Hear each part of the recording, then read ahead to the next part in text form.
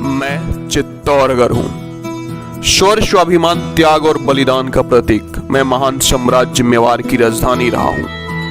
मैं उन सैकड़ों शौर्य गाथाओं और बलिदान की कहानियों का साक्षी रहा हूँ जिन पर वर्तमान को मुझ पर अभिमान है। कभी लहू देकर मेरा सम्मान किया गया तो कभी जौहर की धधकती ज्वाला को देखकर मैंने आंसू बहाए।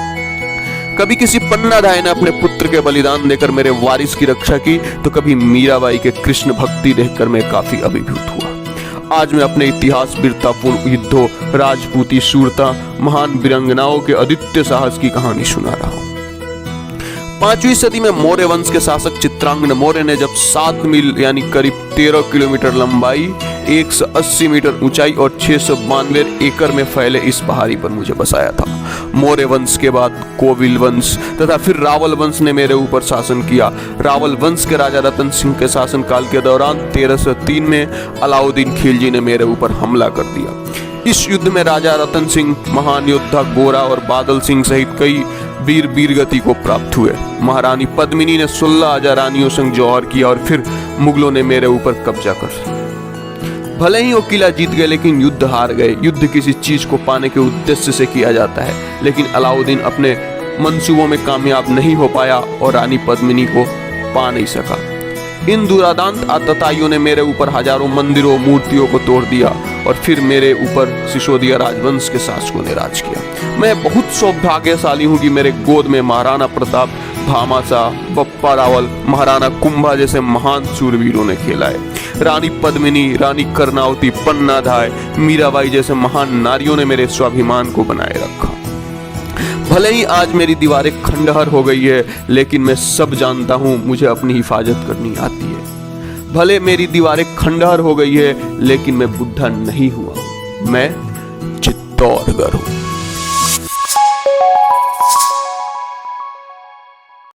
चित्तौड़गढ़ दुर्ग राज्य का सबसे प्राचीनतम किला है, जिसे चित्रकूट नामक पहाड़ी पे बनाया गया है। इसके बारे में यह भी कहा जाता है कि गढ़ तो चित्तौड़गढ़, बाकी सब गढ़ेया।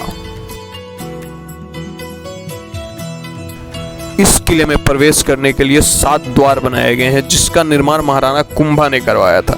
जिसमें कि पहला द्वार है पांडुपोल, दूसरा द्वार भैरवपोल, तीसरा द्वार गणेश पोल, चौथा द्वार लक्ष्मण पोल, 5वां द्वार जोरन पोल, 6ठा द्वार त्रिपोलिया तथा 7वां द्वार श्रीराम पोल है।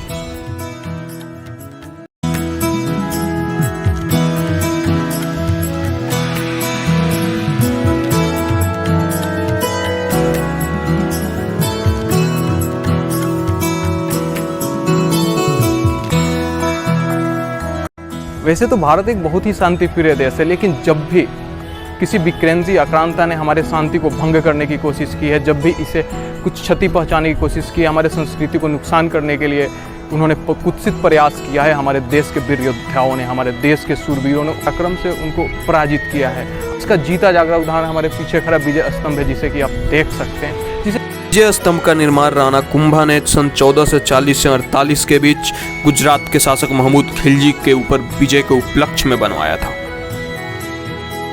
जो हमारे पीछे विजय स्तंभ दिख रहा है वो हमारे राजस्थान पुलिस का प्रतीक चिन्ह भी है तथा राजस्थान माध्यमिक शिक्षा बोर्ड का एक प्रतीक चिन्ह भी है।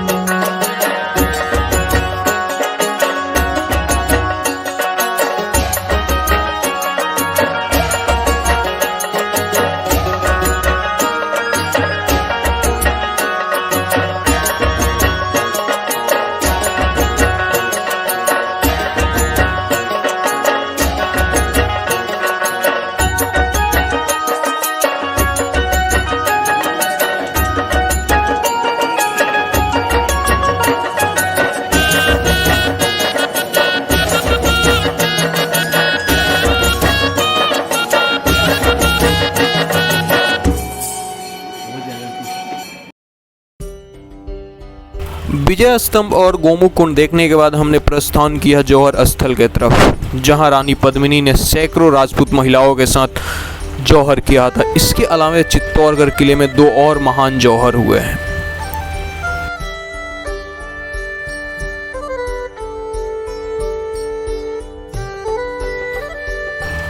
अब हम बढ़ते हैं चित्तौड़गढ़ किले के अंदर बने म्यूजियम में, जहां पे मेवाड़ के राजाओं के अस्त्र शस्त्र रखे गए हैं।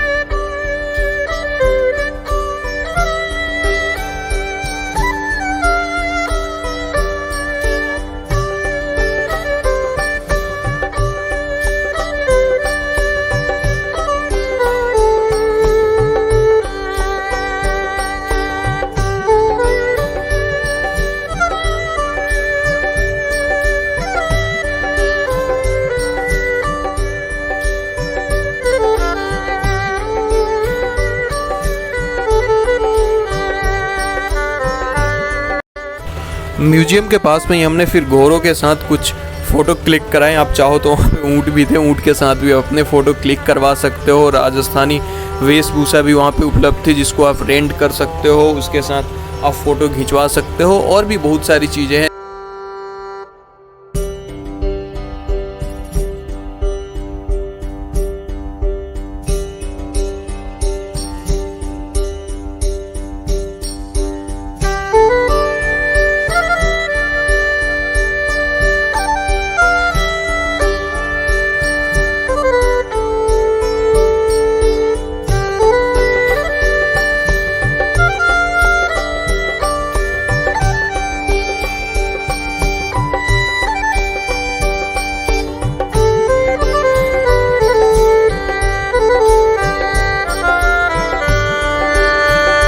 मीराबाई मंदिर, जैसे कि आप हमारे पीछे देख सकते हैं, ये बहुत ही प्राचीन मंदिर है। मीराबाई इसी राजपूत घराने की एक औरत थी जिन्होंने अपने राजपाट को त्याग करके अपने आप को कृष्ण भक्ति में समर्पित कर दिया, जिसका जीता जागता उदाहरण आपके सामने ये मंदिर है। बड़ा ही प्राचीनतम मंदिर है। जैसा कि आप देख सकते हैं, यहाँ पे बहुत सारे छोटे छोटी मूर्तियाँ बनाई गई है, और इस मूर्तियों को खंडित भी कर दिया है, क्योंकि ये जो चित्तौड़गढ़ किला है ना, इसने कई सारी लड़ाइयाँ झेली है, जिसमें कि इन सारे मंदिरों को खंड खंड कर दिया गया है। आप इधर भी देख सकते हैं कितनी छोटी छोटी मूर्तियाँ बनाई गई, और इसको यहाँ पे तोड़ दिया गया है। मूर्तियों को क्या किया गया है, सारे मूर्तियों को यहाँ पे काफ़ी मतलब बोल सकते हैं ना, इनको विखंडित कर दिया गया है, इसको एकदम विरूपित कर दिया गया है बहुत सारे मुस्लिम आक्रांताओं के द्वारा। ठीक है, अभी हम मंदिर के अंदर चलते हैं और आपको मंदिर के बारे में सारी चीज़ें बताते हैं।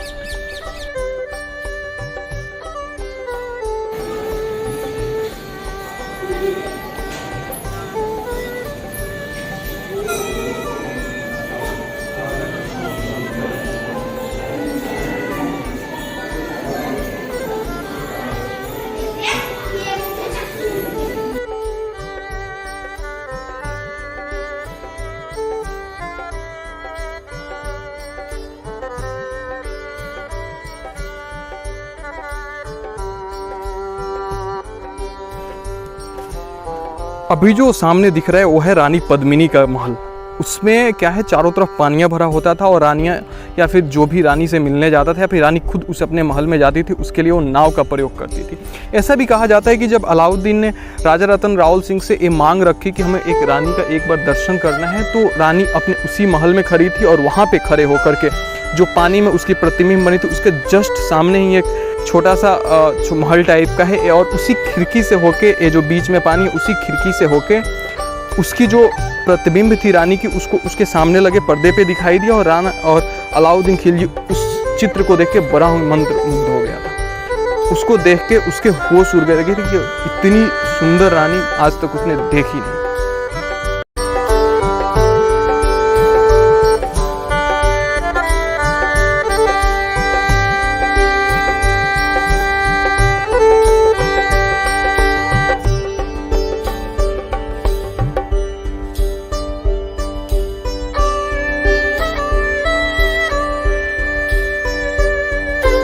यह जो किला है वीरता और शौर्य का ही प्रतीक नहीं है, यह है बलिदान का प्रतीक, देशभक्ति का प्रतीक, स्वाभिमान का प्रतीक। यहाँ रानियों ने अपनी इज्जत बचाने के लिए, अपने आत्म स्वाभिमान और राजपूताना की इज्जत को बचाने के लिए अपने आप को धधकती आग में अपने आप को जौहर कर दिया। अपने छोटे बच्चों और दासियों से उन्होंने अपने आप को अग्नि में अपने आप को स्वाहा कर दिया, जिसे कि जौहर नाम दिया गया, ताकि कोई आतताई, कोई दुष्ट उनके शरीर को ना छू सके। यह सिर्फ बलिदान और शौर्य का ही किला नहीं है, यह है देशभक्ति का भी किला। यह आने के बाद रोम रोम में एक गजब की देशभक्ति जग जाती है। ऐसा किला है जो राजपूतों के और मेवाड़ का स्वाभिमान का प्रतीक है। आने के बाद यहाँ पे काफ़ी गर्व प्रतीत होता है। रोम रोम में ऐसा लगता है कि एकदम देशभक्ति का संचार होने लगा। ऐसा लगता है कि रोम रोम में एक साहस, एक अदम्य शौर्य, एक देशभक्ति और एक स्वाभिमान की लहू पूरे शरीर में दौड़ रही है।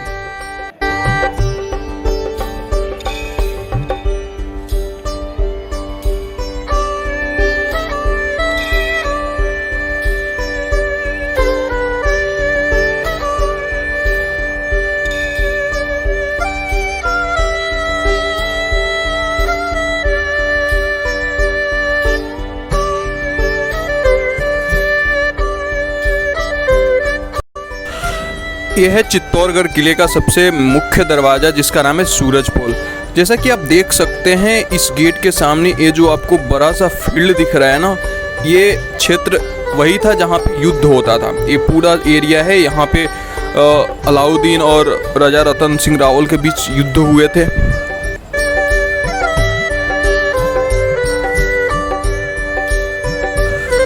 इस क्षेत्र के पीछे आप देख सकते हैं क्लियरली पहाड़ी दिख रही है, और उस पहाड़ी के पीछे ही दुश्मन देश की सेना बैठी हुई थी, जिसने दूर तक पहुंचने वाले सारे रसद पहुंचने का रास्ता बिल्कुल काट के रख दिया था। और उसके बाद से इसी क्षेत्र में क्या हुआ था, बड़ा ही भयंकर युद्ध हुआ था।